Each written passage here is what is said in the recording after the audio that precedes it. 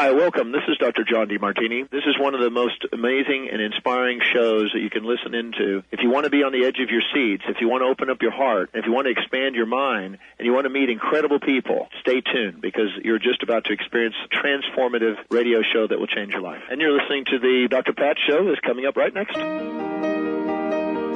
Welcome to the Dr. Pat Show. Talk radio to thrive by. Powerful, inspiring, and coming to you live, bringing you stories of people like you and me, busting through and living life full out. Get ready to dare to wonder what your life would be like if you knew you could not fail. Hey, everybody, welcome. It's so great to have all of you tune us in and turn us on. You know, somebody asked me, like, couple weeks ago, they're like, dude, aren't you tired of like doing the same thing over and over and over and over again? Like for how many years? Like how long? I love this question. This is the way it was presented. So you've been doing that show for about 5 years. I'm like, no, okay, dude, no, not 5 years, 16 years doing the show. And to be honest with you, no, not even remotely close to tired of it.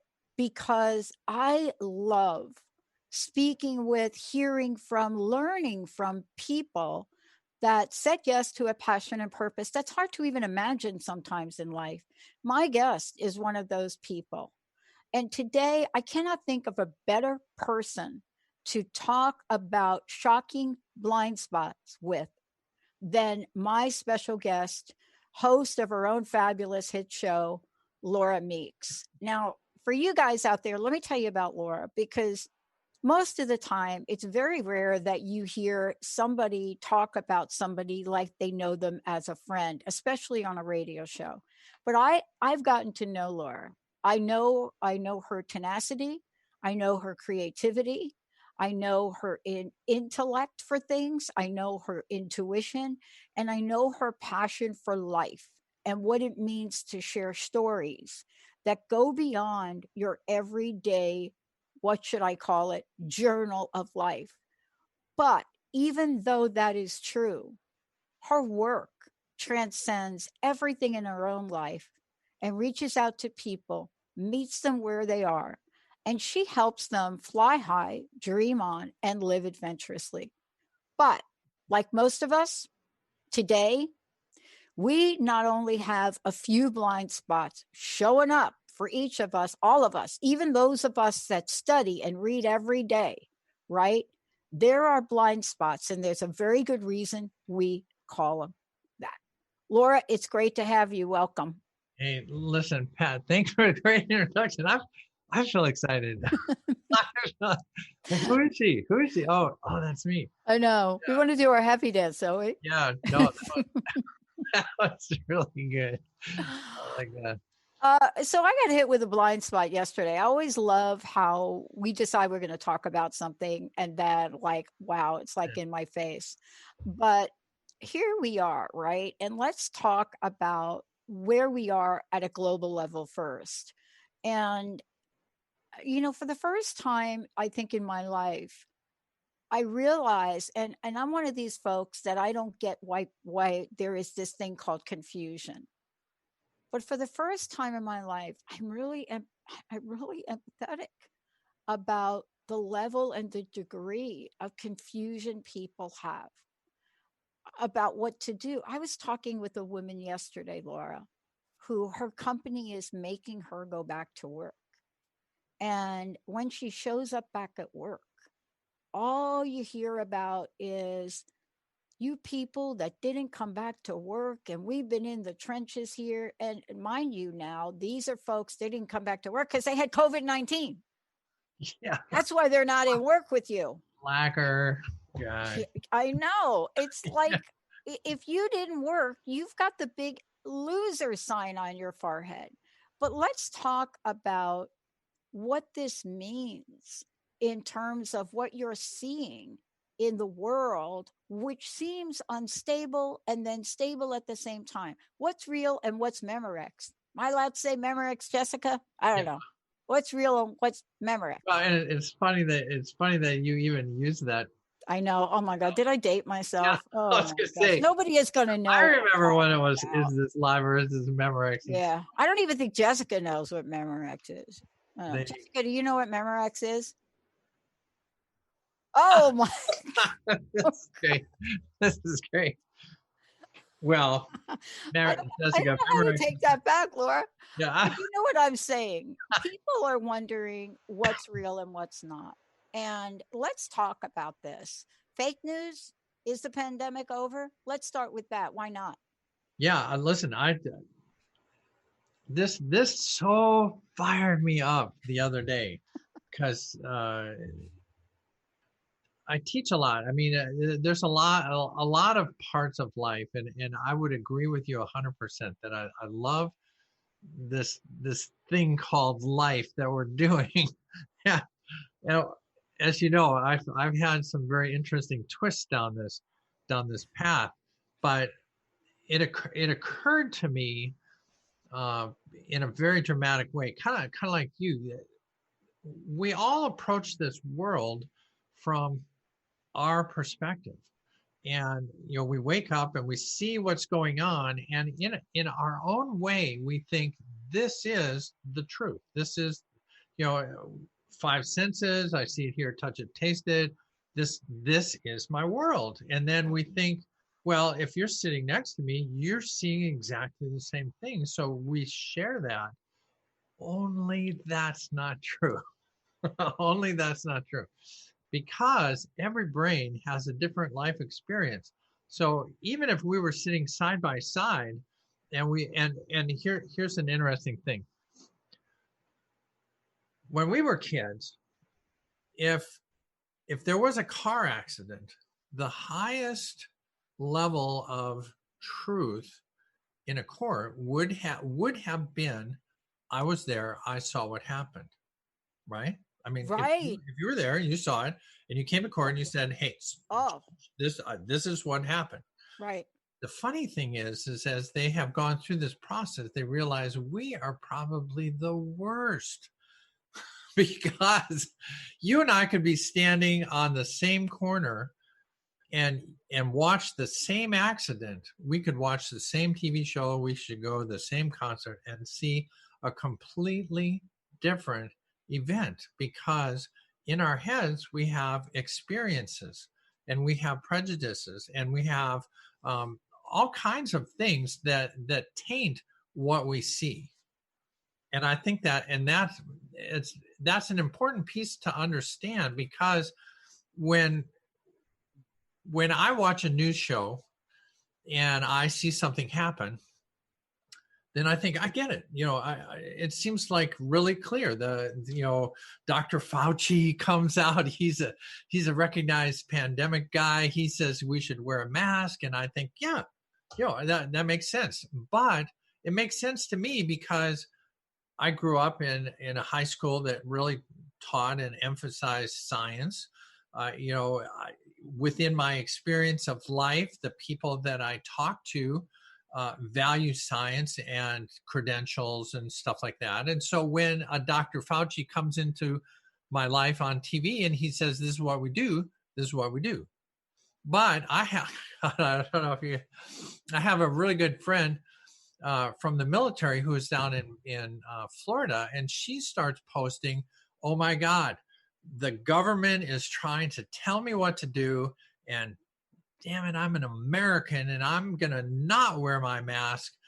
I'm going to show them I'm a free, liberated person in Florida, and I'm not going to wear my mask because you can't make me. And no. You ask yourself, whoa, what are you talking about? Didn't you see Dr. Fauci? But see, her experience and her value, this is another piece of it. Yeah. Her value is independence, higher than whether Dr. Fauci is real or not. From her perspective, Dr. Fauci could be part of the government plot to get me to wear this mask and submit me into the government control. So I'm not going to do it, and I'm not going to listen to Fauci. So we watched the same show and we came up with a totally different thing. And that's hugely important to understanding where the world is going right now. Yeah.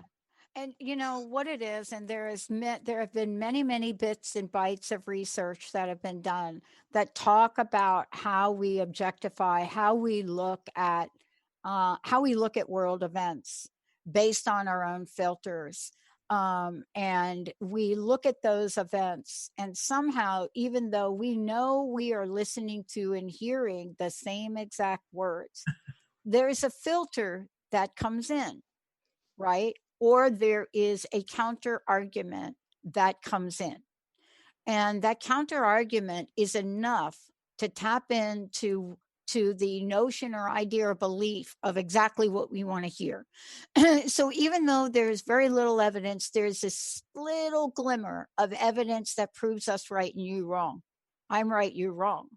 And we try to hold on to that. But in the end, there's a bigger conversation about it.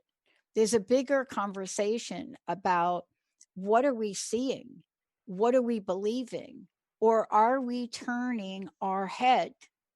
You know, do we have blind spots that we use to our advantage, even if it's going to kill people? Even well, I mean, come on. That's it. And part of the it's interesting. Earlier you used, is it Live or is it Memorex, which took us back to it. Oh, shit. Jessica was like, oh, I don't know what that is. But that's kind of a little bit of that's important in this sense. When you and I grew up and we watched TV news, there was basically network TV news, Huntley Brinkley, you know, that whole schmeal. And it was a lost leader for the networks. So they presented kind of they tried to create a balanced look, because we're all kind of watching like one or two shows. As time has gone on and we've used capitalistic ideas and created news as an entertainment, now the challenge is that everybody can see their channel. You can focus yourself on your view. And so part of what I want to get across today is the idea that it is to your benefit to get a variety of views, because you're absolutely right. We all want to have that I'm right, you're wrong, I win. You know, we've gone into what I call the Super Bowl sort of world, where it's all about winning the Super Bowl. And my president won. I voted for the right guy, and I'm on the winning team. And then when you get into an argument, you want to be like, I'm on the winning side, when in reality, this is a very complex world. And the only way that we can really move ahead is if we all have a chance to kind of look at the other side. Yeah. Well, let's talk about this, because you and I were talking about this yesterday, and I got really excited about this because something you and I have talked about this a lot of times, but something about our conversation on Monday just hit me differently. When you said, I've been on both sides, and then I went into Both Sides Now. And that's a song, of course. Again, Jessica may not know that song, but Both Sides Now. And this is now the conversation for today, because I've been on both sides of a coin, but not quite like you. You know what it's like to grow up privileged and then all of a sudden not to be seen like that. And let's just take one example, because I love the way you talked about this the other day. Yeah. That whole idea and the absolute horror of what this country and the world saw happen to George Flynn. And I have to give a shout out to the young woman, the 17-year-old that videotaped that.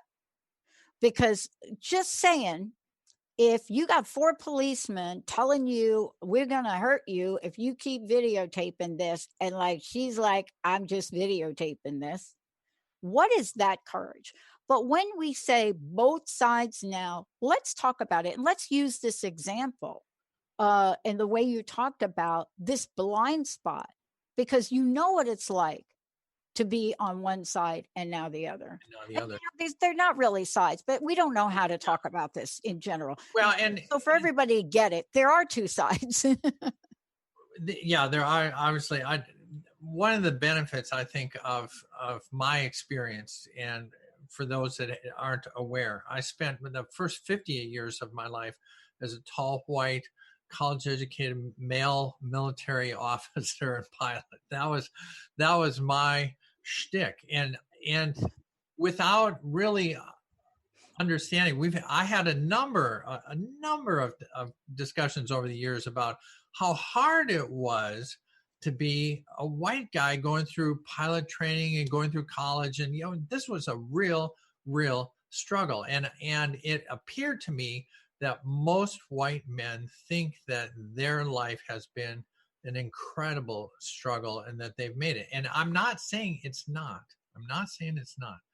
But I love this analogy. I saw this and I'm going to use this. It's as if you were born on third base and you thought you hit a triple.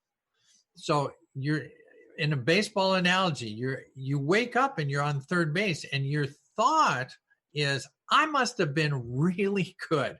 I must have hit a ball out of the park and I'm on third. When in reality, you were born there. Now, is it a struggle to get to home plate? Yes, it's a struggle. Is that negating your experience? No, it's not. But it doesn't take into account the fact that everybody else has to start at home base and goes first to second to third. Yeah, but I got to tell you, what we're talking about is the fact that people of let's say other communities, people of color, LGBTQ people, those people may or may not even be in the lineup. Now, so here's my experience. So I went from that world, and then I made a gender transition, and we talk about this in Major Transformation. I'm literally diving off a cliff, and I end up near or at the bottom of the social structure as a transgender woman. Yeah. Up until last Monday, I could have literally been fired in 26, more than half of the states in America. I could go to work and the boss could say, you know what, Laura, I'm kicking you out. It's like, for what? I'm doing a great job. It's like, yeah, but I just don't like you and you're gone. That illegal, totally legal. Now, thank God Supreme Court changed that. But thank you, Supreme Court. Oh, listen. Oh, but healthcare, President just decided that I don't deserve health care. That's right. I spent 20 years in the military. I carried nuclear weapons that could take this Earth off of the orbit we're in. And I can't, if I were to try to get back into the military, I can't. It's not possible. It's illegal. In fact, I found this interesting.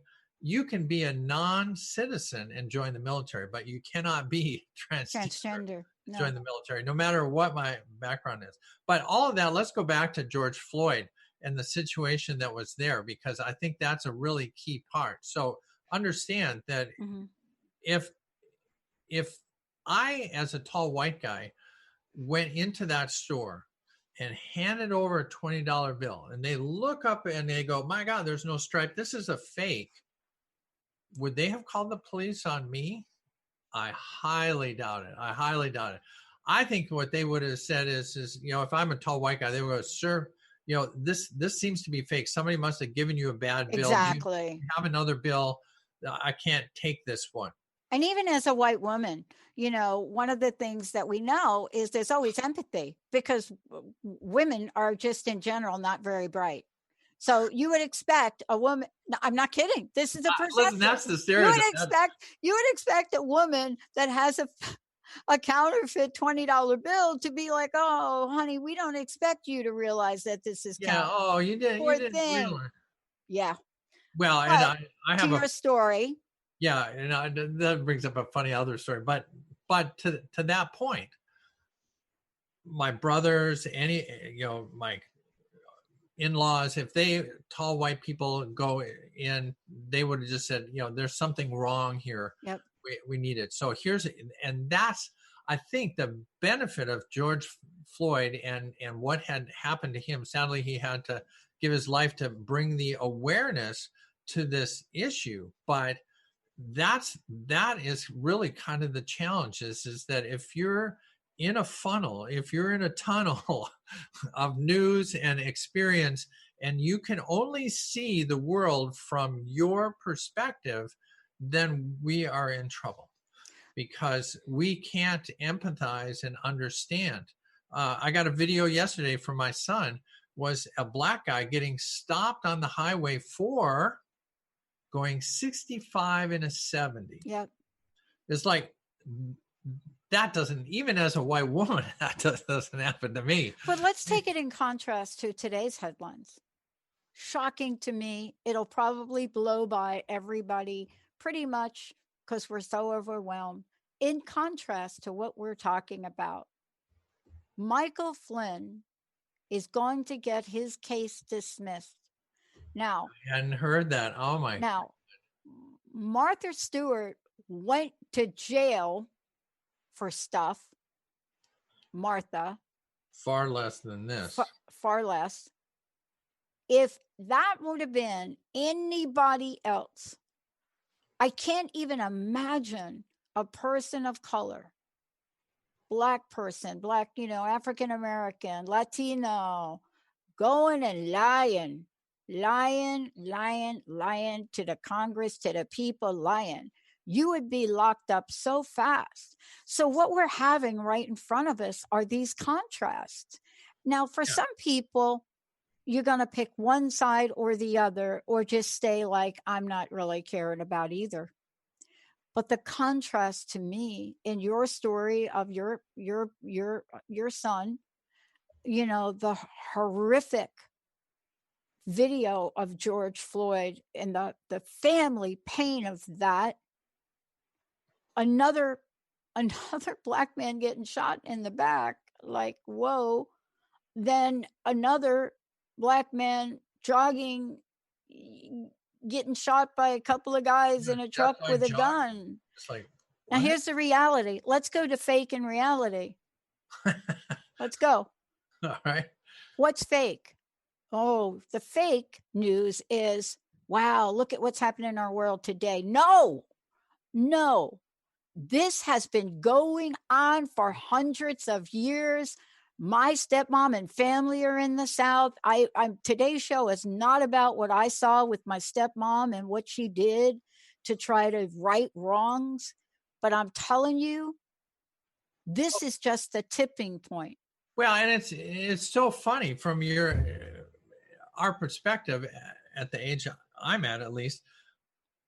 When I was a kid, I'm seeing it like a replay of the late 60s. I mean, Minneapolis was burning in 68, 69. And Plainfield. I was Plainfield, New Jersey. That's where the riots literally started. I graduated Plainfield High School. Well, part of the challenge, I think, right now is that people are going, well, I thought we had solved this. I thought we had gotten race. And I'll take it back to this perspective. Is that without that video of George Floyd for 8 minutes and 42 seconds, the rest of the world would have, the rest of the world would have said, no, I've never seen that happen. And I'll give it to you in this context. When I grew up with, there were 4 of us boys, brothers, my stepfather, and then our one lone female, mom. Now, mom was an executive in an advertising agency, and she would come home and tell us these stories of how she was being harassed and given situations at work that were unlike what was happening to the guys. So she comes home and she says, you wouldn't believe what these guys did to me. I was in the meeting and they stopped and started talking about, and I was like presenting and they stopped me. And here's what I want to say. For the 5 of us as guys, we had never, ever seen that. So when mom says, this is what's happening, we said, fake news. That mom's crazy because I've never seen it. And this goes back to the George Floyd incident. If you're in white culture, immersed in white TV, watching white sitcoms, and somebody says the cops just arrested and killed a guy for sleeping in his car, you go, not fake. Never seen it. I've never seen it. So the value of this whole new land where we all have cell phones and we can take video is now it's really, really hard to say, oh, that doesn't happen. That never happens. Cops are good guys. They would never stop you for going. I mean, until you see the video, the idea that you could be stopped and the guy, why am I stopped? Well, you're going 65. It's a 70 mile an hour. I know. So what's going wrong? Why are you going so slow? Why am I going so slow? Because I'm safe. I don't want to go. And we wouldn't understand that experience until you see it. And I think that's kind of the whole point. It is the whole point. And there's another whole point, which we're going to talk about when we come back from break. I got to give a shout out to Laverne Cox right out of the gate for speeding up. I mean, that her documentary was not to come out now, right? It wasn't supposed to come out till later. Well. And she put the pedal to the metal and said, oh, we going to do it. And so we'll talk about that a little bit when we come back. But here is the moment that we're faced. This is a moment for each and every one of us to take an inventory with kindness and love and look for our blind spots. Somebody asked me the other day, because I was talking, I was talking about the movement, and I was talking about what my feelings were about this, but what the reality was of being a person of color. And I got a call from somebody, and they said to me, one of the listeners, actually, somehow, Jessica, I don't know, they got my cell phone, and they called me and they said, we don't get it. You're like a white woman. What do you know about any of this? And I thought for a minute, how do I want to answer that? And then I said, you know what? I will never be able to know. I'm not that. I'm not a person. I will never be able to know somebody else's experience. But also, there are experiences I've had that other people don't know. The question is going to be, are we at a point now where we're going to honor other people's experience and get over the ego factor that wants to drive us to thinking we know better than a person that is going in a store for the first time as a transgender woman? What does that even feel like? But more, right? That's a story. I'm sure you've got that story. Yeah. But more importantly, I had a second answer. When we come back, I will tell you what I said to her. Great. For those of you tuning in, I'm so thrilled to have Laura here, Laura Meeks. When we come back, I'm going to tell you how to find out more about Laura, how to tune into her show. Shocking blind spots you don't realize you have.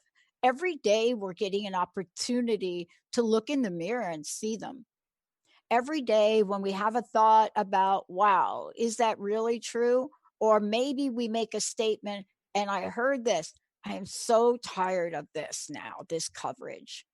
Or like Laura said, I'm so tired, COVID-19, it doesn't exist. Wow. Please take a look at the numbers. If you're in Washington State, please take a look at what's going on over in Yakima and the fact that they have run out of hospital beds now in Washington State, where we thought we were doing all the right things. Let's take a short break. When we come back, both sides now. Laura Meeks. We'll be right back.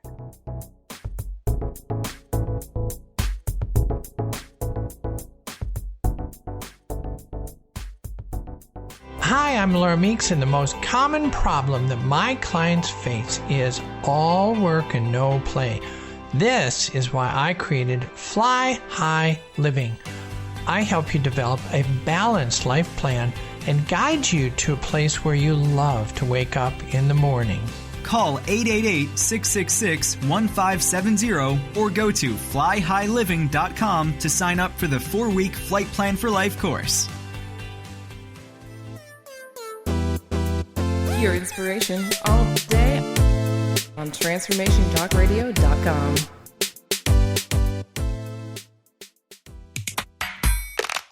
Yeah, yippee skippy to that, baby. We're not done yet. Some of us are out here to educate and inspire. This year, 2020, is the year we gotta show me the money in the cash flow. I'm Dr. Pat. This is the Dr. Pat Show. This is Talk Radio to Thrive By. Visit thedrpatshow.com. How do you feel? Just okay? Well, how about you tune in and get ready to be more with the Healing Hour with me, Doc Martin, every third Wednesday at 11 a.m. Pacific on TransformationTalkRadio.com. I'm ready for your questions, and I can't wait to help you find the answers. Every month, we'll have a new live call-in show with innovative topics and a powerful hour of healing. To learn more about me, visit DrSharonMartin.com. See you there. I'm going to be here. You won't want to miss it. Get empowered on TransformationTalkRadio.com.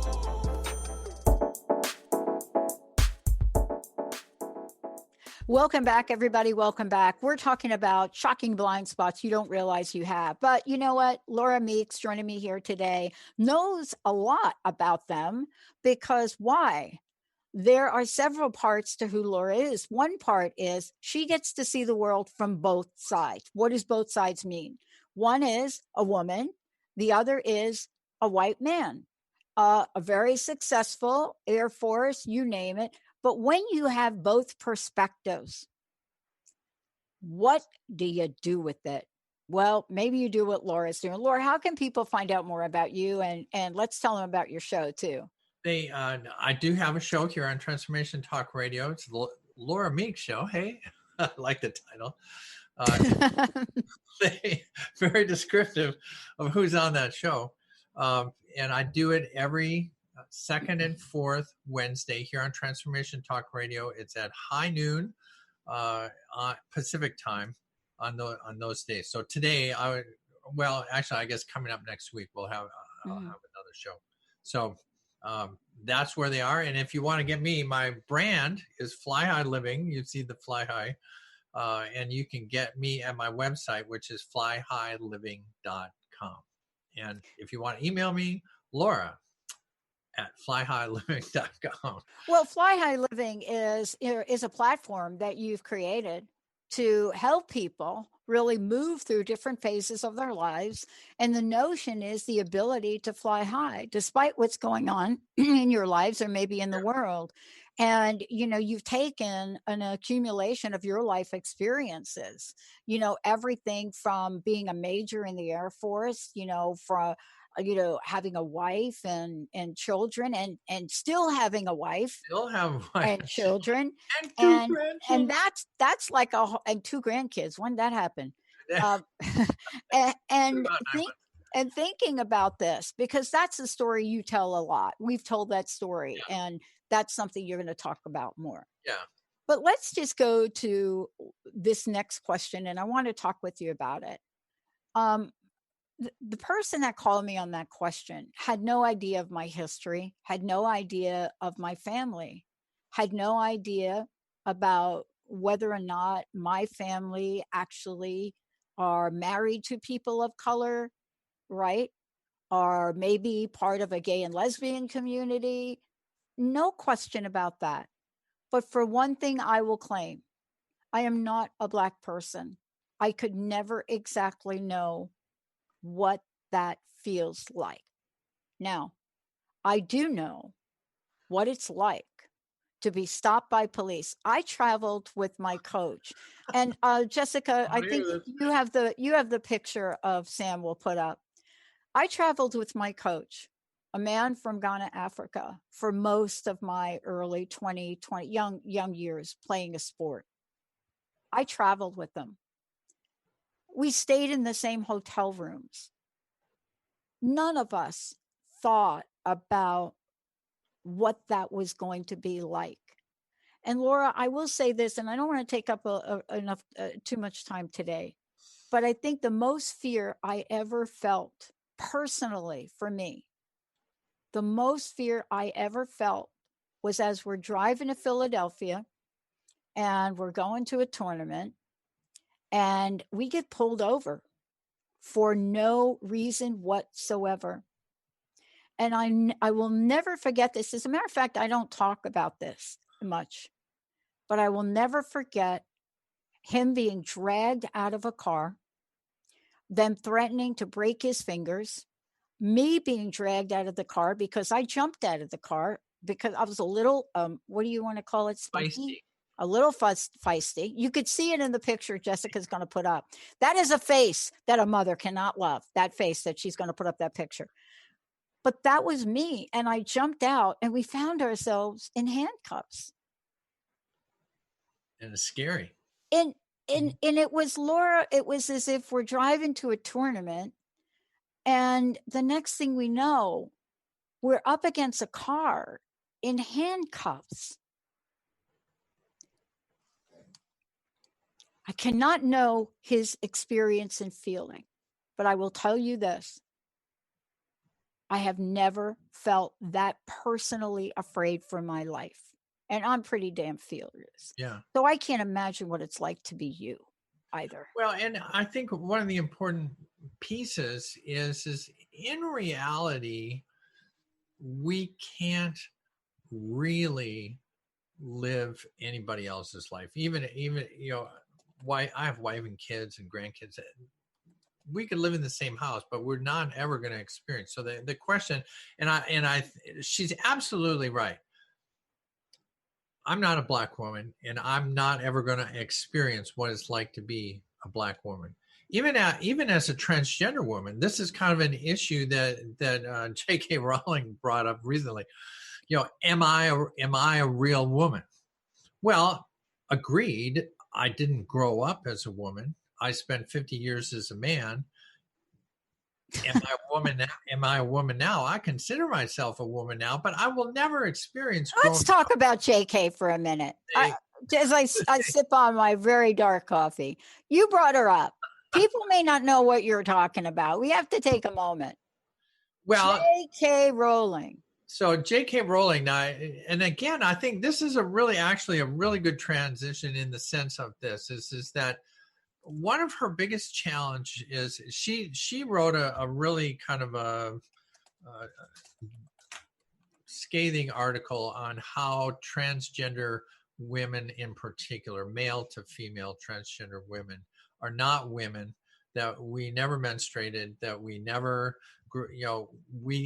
we're invading their space, and it's wrong to think that. Now, part of what because I printed the article out, part of what this goes to, though, is exactly what we're talking about. She grew up as a woman. She was a single mother, starving to death before she wrote her books. Yep.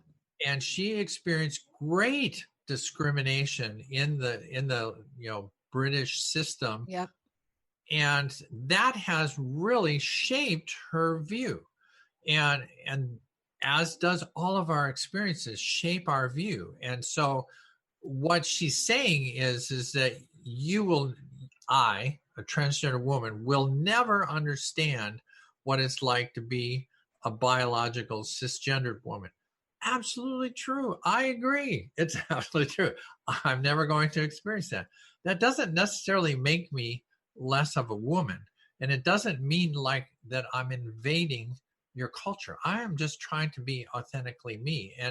And so what I want people to understand out of that is that I'm not negating her view. I'm just asking her and the rest of society to let's learn about where our blind spots are.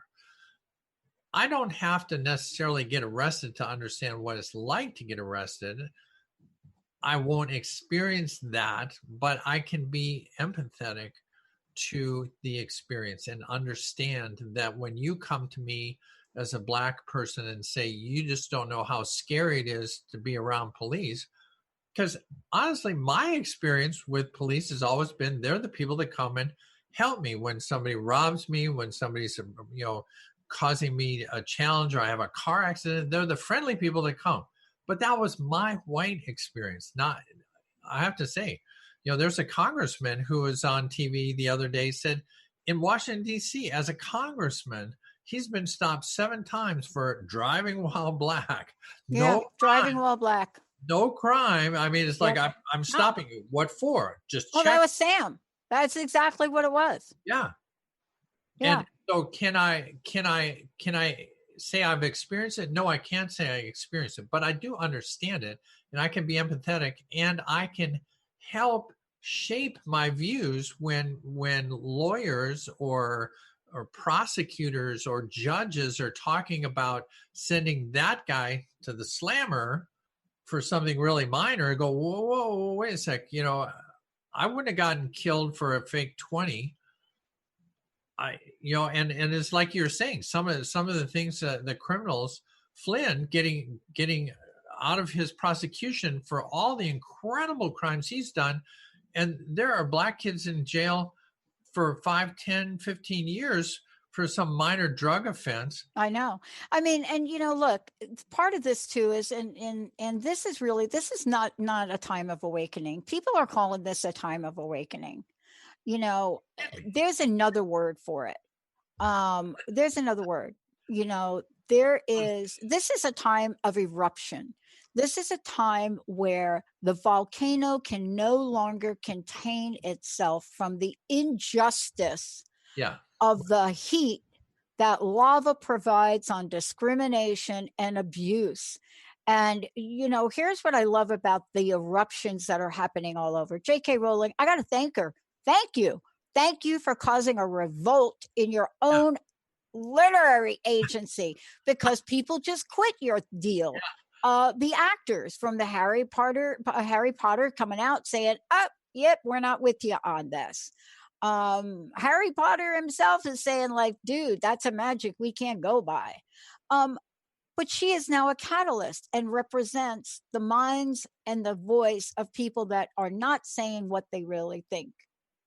But she has become that person to allow that conversation to happen. Yeah.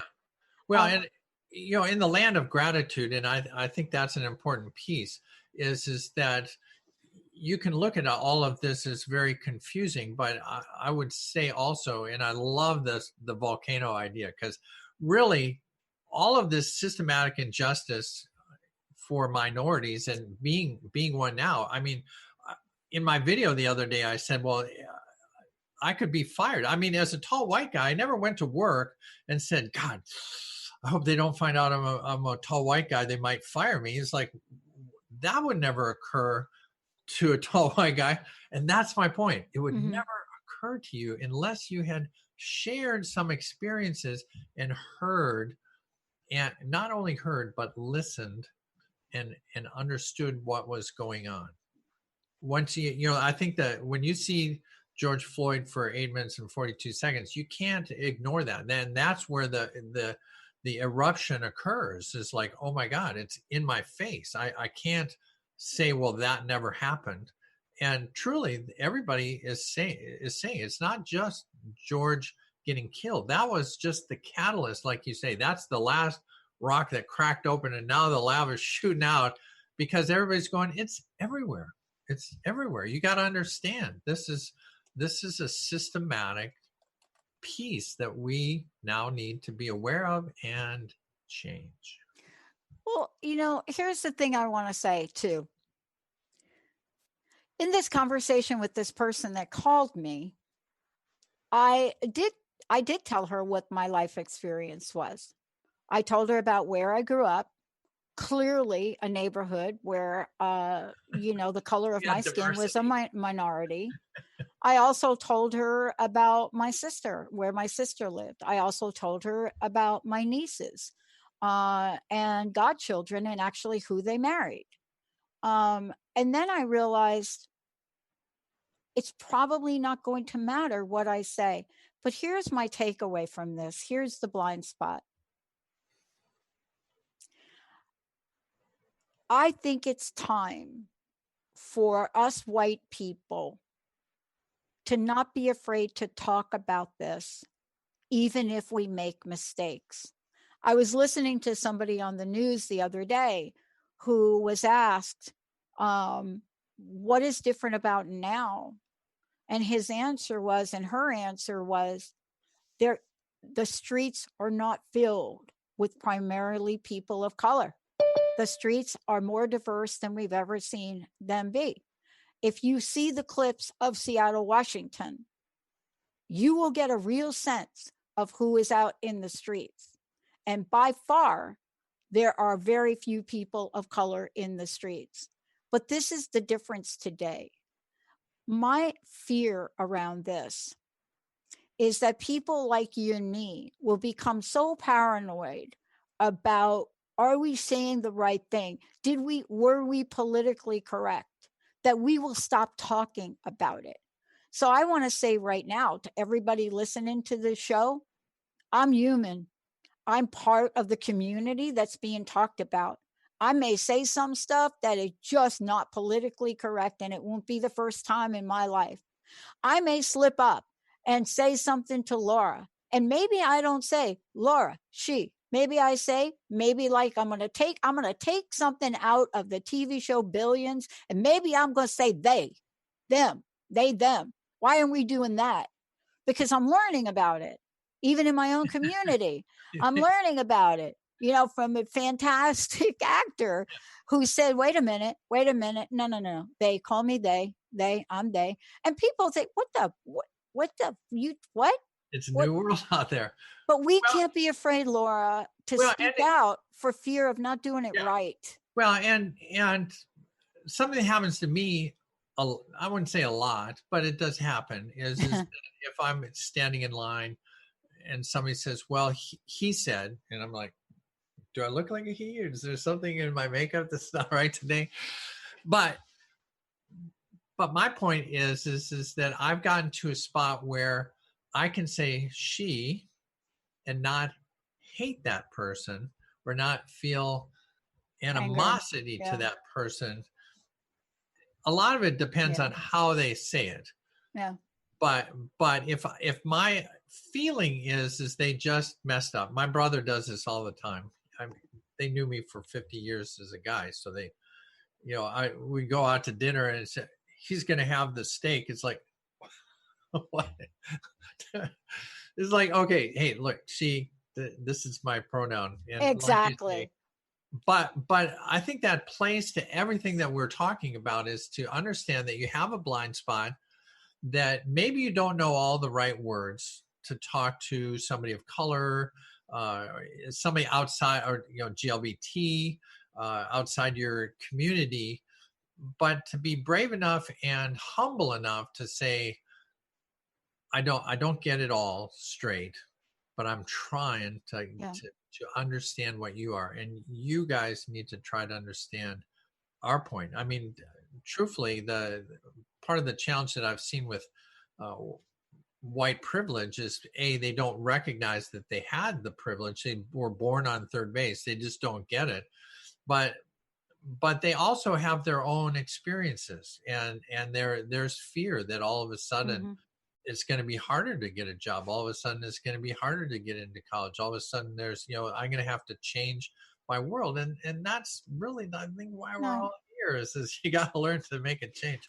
It's interesting, Laura, because, recently I found out, because everything's available to everyone, but I have a bunch of relatives in South America, and the internet shows them, right? Okay. And so I identified all of those Basili relatives, and I found out how they got there. Actually, big secret. Grandpa, Brazil. Oh, really? I didn't even know Grandpa had a brother. Grandpa has a brother. What? Where? In Brazil. Nobody talked about Grandpa's brother. In Brazil. So all the Basilis. So I start to ask my uncle. I said, there's something a little off. I looked at my mom's side of the family. Italian. In Brazil. Now, what could that mean? And I said, why did Aunt May have these piercing blue eyes and this dark hair? I don't understand. Well, the truth comes out. And then I Googled my grandfather. My grandfather was born in Sao Paulo, Brazil. My grandpa Balela. Brazil. So here I am And somebody said to me, and let's have you talk about this, because this is really the wrap up. Somebody said to me, "Are you going to declare differently?" And I have to tell you, I'm still trying to wrap my mind around Grandpa Balela in Brazil. And I didn't think about, am I going to declare differently? And I looked at her and I said, okay, like, I didn't even know what she meant. What she was saying is, are you going to declare? Are you going to stand up and be part of the Latino community? And I thought, wow.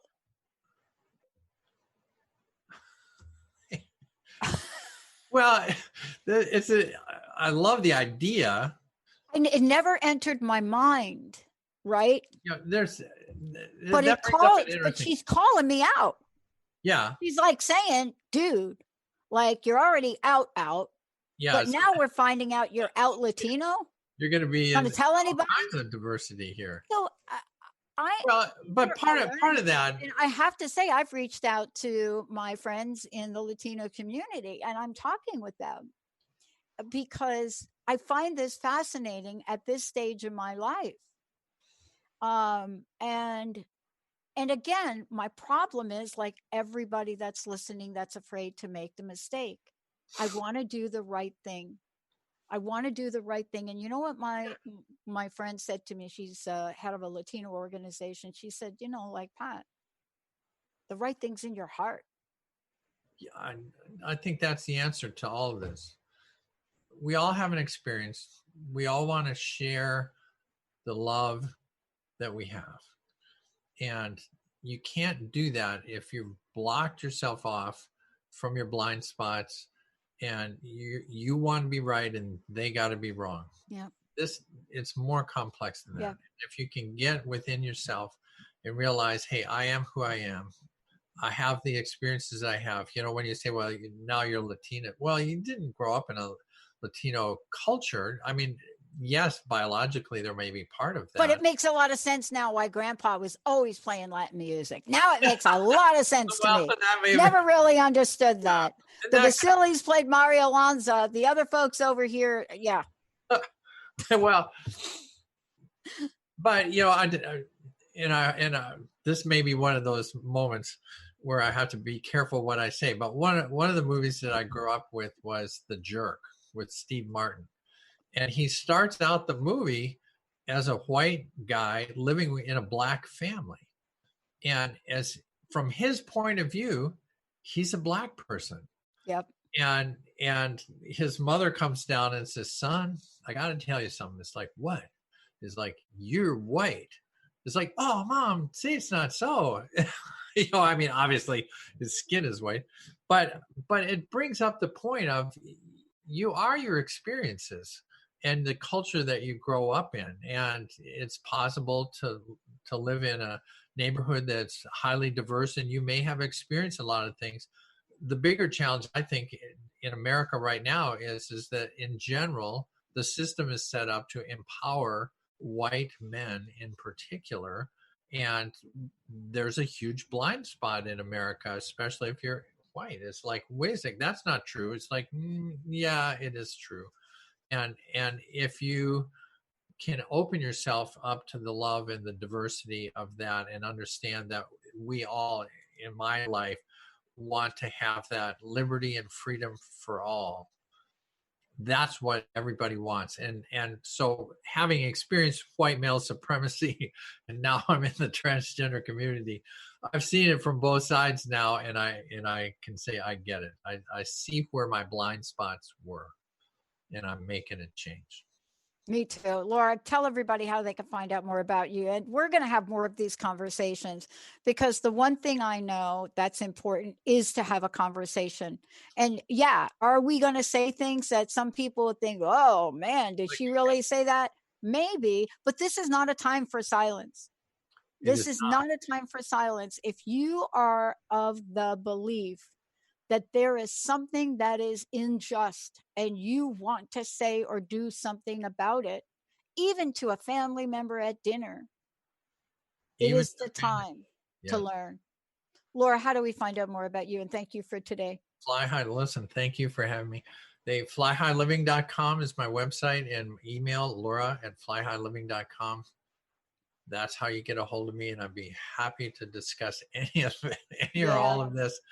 And may even be a guest on my show. So if you're passionate about this, call me or email me, and we will work on that together. But thank you, Pat, very much. This has been a very interesting conversation. Awesome show. Thank you, Jessica, for pushing all the right buttons. Hopefully she'll find both sides now. Thanks everybody for tuning us in and turning us on. And Google Memorex. We'll see you next time. Yeah.